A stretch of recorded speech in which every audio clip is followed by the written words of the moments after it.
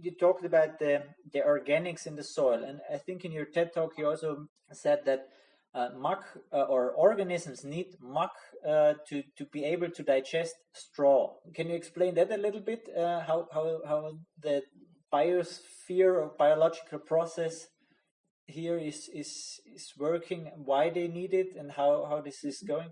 Yeah, it takes us back to vermicomposting actually. So we have these carbon-rich organic resources, which is this paper waste, if you like, cardboard, pulp mill solids, and the similar is straw. So straw from our grains, cereals, is basically carbon.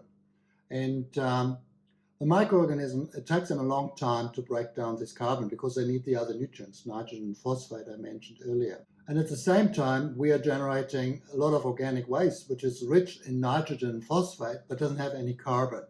So what we need, and in nature it's very well balanced because you have the grass is growing and you have cattle and horses feeding on it in nature, and they are pooping, they are just leaving their manure behind. So you have muck, manure, and you have your straw, and the microorganism can mix it.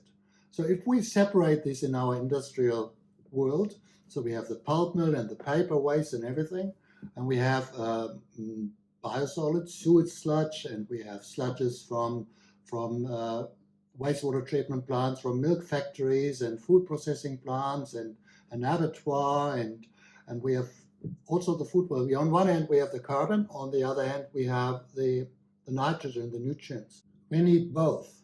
And what farmers often do if they have just grain, they're just putting in mineral fertilizer to balance it, which is called a priming nitrogen source, to break down the straw, to get it rotten.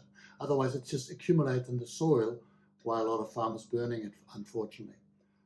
So that's what we do in vermicomposting.